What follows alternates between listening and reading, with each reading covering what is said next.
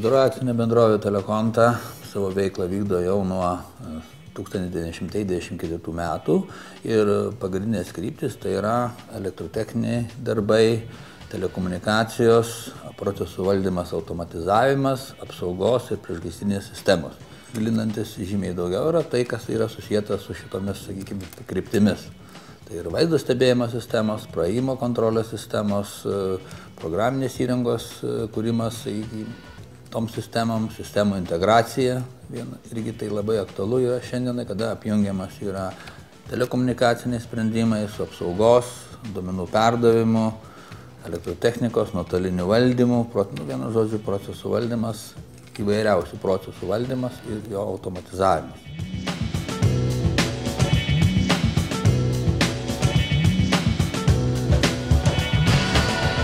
Mes labai daug dirbam apsaugos srityje, o galbūt konkretesnė viename iš jos padalinė, tai yra vaizdo stebėjimo sistemos.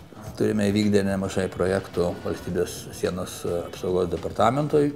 Toliau yra nemažas įdirbis padarytas diegiant miestų vaizdo stebėjimo sistemos. Šiandien mūsų sistemos yra įdiegtos Šiaulių, Druskininkų, Marijampolės miestuose. Dabar yra diegiama pati didžiausia, sakykime, mūsų sistema, tai yra Visagino miesto vaizdo stebėjimo sistema. Jau senai mes domės būtent tą sistemų, atskirų sistemų integravimu, apjungimu ir nestandartinių, sakykime, tokių projektų paruošimu ir jų įgyvendinimu.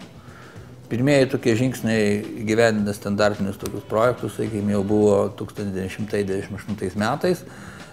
Tuometinio Lietuvos telekomo užsakymu diegėme gedimų registravimo sistemą ir nuotolinį abonentų linijos matavimo sistemą.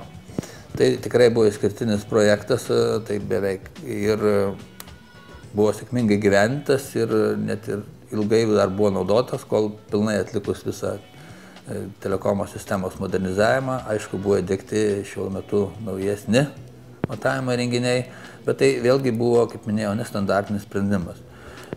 Tiek pat, sakykime, ir kad ir standartinės sistemas diegiant, mes siūlom tokių papildomų opcijų. Tai reiškia, sukūrėm naujas programinės įrangos aplikacijas pagal vartotojų poreikis. Viena iš tokių yra, sakykime, praėjimo kontrolės, diegiant standartinę sistemą. Praėjimės kontrolės mes diegiame laiko apskaitos, darbuotojų kontrolės sistemą, integruojame ją su, sakykime, vaizdo stebėjimą, su apsaugos, perimetro apsaugos sistemomis. Tai reiškia, skirtingos sistemos sujungiamos, jos duoda žymiai didesnį efektą ir daugiau teikia informacijos būtent pačiam tam vartotojui, pasiplečia jos funkcijos.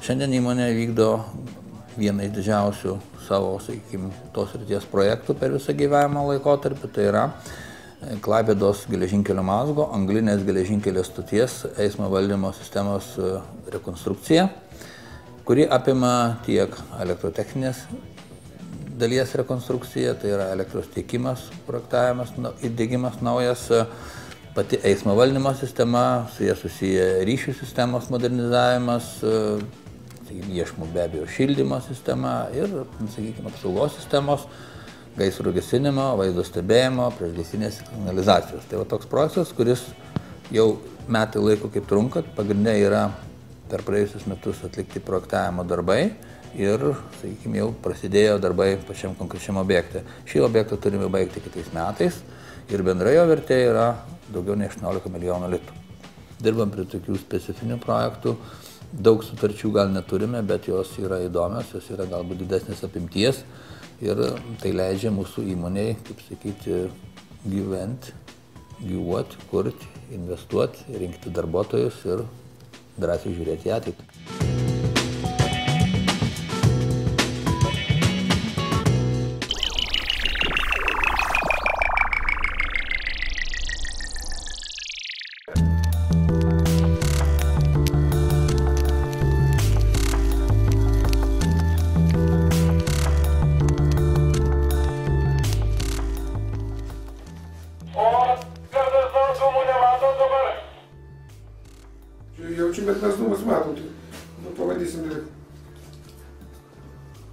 Kol kas užfiksavo vieną, daugiau buvo matyti. Miškų gaisrų stebėjimo sistema yra specialiai sukurta miškų gaisrų stebėjimui. Šią sistemą sukūrė pačius teorinius pagrindus, padėjo Vokiečių kosminių tyrimų centras, kosminių tyrimų institutas, kurie, tarp kitko, ir užsiema ir vaizdo kamerom, kurios palydovuose montuojamos. Rimta labai mokslininkų grupė. Sistema buvo sukurta 2002 metais, jau buvo pradėta diegti Vokietijoje. Ir po bandymų paaiškėjo, kad tikrai privalumas jos yra tai, kad jinai geresnė už visas kitas tuo metu buvusias sistemas. Sistema paremta vaizdo analizavimo principu. Reiškia, ant stebėjimo bokšto statomas detektorius, kuris sukasi aplink savo ašį, fotografuoja, fiksuoja vaizdus visomis kryptimis, analizuoja kiekvienoje kryptyje, ar vaizdų sekoje yra dūmų požymių. Vaizdų analizę užsiema kompiuteris, kuris taip pat sumontuotas prie toje pačioje vietoje, tam pačiam bokšte. Jis analizuoja vaizdų sekas ir aptinka gaisro požymius. Aptikęs gaisro požymius, jis persiunčia šitą informaciją į valdymo centrą. Na ir kartu persisiunčia ir atitinkami piešinukai, vaizdų sekos, reiškia, iš kurių operatorius gali vizualiai pamatyti, ar čia yra tikras gaisras, ar kažkoks tai pašalinis signalas. Speciali programinė įranga išanalizavus gautus vaizdus atsiunčia operatoriui, tai į šitą darbo vietą, ar yra įvykis kažkoks tai, kuris atitinka gaisro požymius. Apačioj yra sąrašas įvykių, su kuriuo operatorius turi dirbti. Paspaudus ant įvykio gaunamas vaizdas išdidintas, jis gali jį prisitraukti, gali pasikeisti kontrastą šito objekto. Jeigu yra įtarimas, kad yra gaisras, detektuoja gaisrą ir praneša atitinkamiem žmonėm, kad ten važiuotų. Jeigu ne, tiesiog anuliuojamas kaip netikras pavojus. Šiuo atveju yra padaryta nufilmuota gatvė, tai sprendžiant pravažiavo mašina, sukėlė dulkes ir dėl to sistema detektavo kaip dūmus. Tai vat, aš tiesiog matau, kad čia yra netikras įvykis, aš dedu į panaikinu, yra atėjęs kitas įvykis, mes turim ir gaisrą. Jau matosi fone dūmai, galima juos prisitraukti, jeigu dar neaišku, galima pakeisti kontrastą, kad būtų ryškiau. Jeigu dar neaišku, galima pasižiūrėti seką, tai yra iš karto 3 kadrai padaryti, detektuojant vaizdus. Ir iš tų 3 kadrų matomės kaip filmuką trumpą. Tai matom, kad tikrai yra dūmai. Jeigu dūmai yra, tai reiktų tiesiog jau detektuoti šitą gaisro vietą.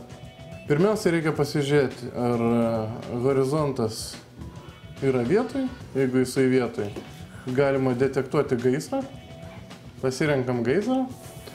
Gaisras visuomet yra žemiau negu patys dūmai, nes jie bus ne medžių viršūnėse, o apačioj.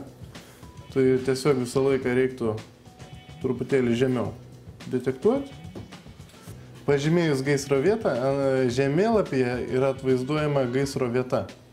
Galima tiesiog papildomą ant žemėlapį informaciją įsijungti kvartalus, kelius ir visą tai galima atspausdinti ir duoti žmonėms, tie, kurie važiuoja į gaisro vietas. Gaunamas 4 lapų pranešimas, kur pilnai yra tiek GPS koordinatės, tiek kvartalo numeriai, sklypo numeriai šitos vietos detektuoto gaisro.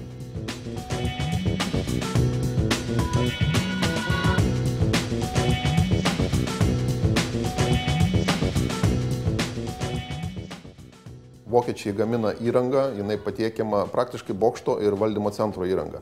Mūsų dalis šioje programoje buvo optimizuoti bokštų išdėstymo vietas. Va dabar montuojame daugiausia įrangos į GSM bokštus, kurie yra išdėstyti optimaliai, jie yra labai aukšti. ir sistemai sudaromos optimalios sąlygos stebėti labai didelį plotą iš vieno detektoriaus. Tuo tarpu, kai iš miškų bokšto tas plotas toks, ir žmogus fiziškai negali užlipti tiek, kiek yra GSM bokštas, 60 metrų ir aukščiau. Mūsų atveju naudojama visai kitas komunikacijų tinklas.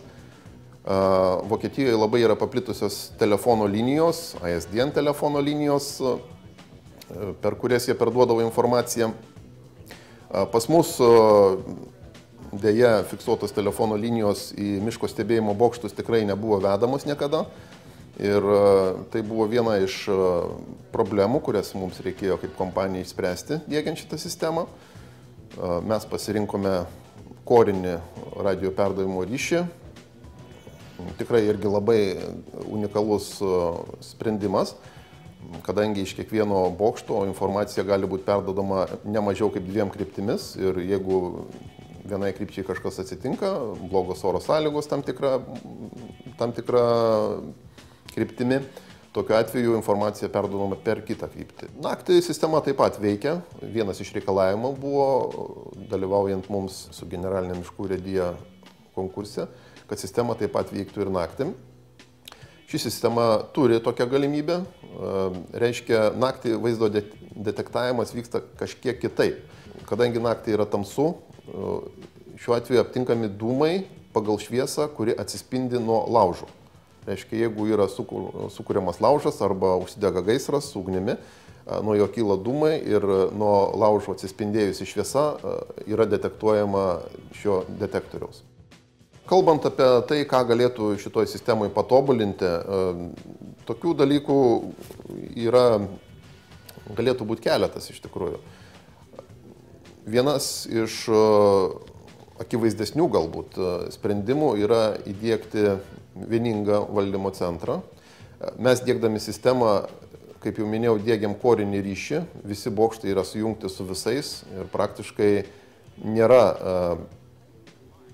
skirtumo, kur sėdi operatorius. Jis gali sėdėti druskininkų urėdijoje, jisai gali stebėti druskininkų miškus sėdėdamas Vilniuje, Varėnoje, Šiauliuose, kur tik nori. Tai galbūt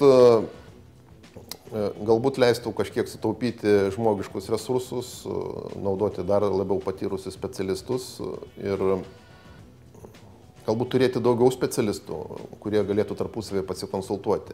Šiuo metu yra įrengta po vieną darbo vietą daugumoje urėdijų ir tas operatorius ir turi priimti sprendimą. Jeigu jų būtų daugiau vienoje vietoje, jie galėtų pasidalinti patirtim ir aš manau, kad laikui bėgant ta sistema pradėtų veikti dar efektyviau. Iš tikrųjų, darbas nėra pasibaigęs ir mes tikimės niekada ir nepasibaigs, kadangi minėtasis Vokiečių kosminių tyrimų centras, jis vis dar tebedirba ties šitą sistemą ir pastoviai tobulina detekcijos algoritmus. Čia veikia gana geras atgalinis ryšys, reiškia, kuo daugiau tokių sistemų yra įdiegiama pasaulyje, tuo daugiau yra surenkama informacijos, kaip algoritmas veikia vienose ar kitose sąlygose ir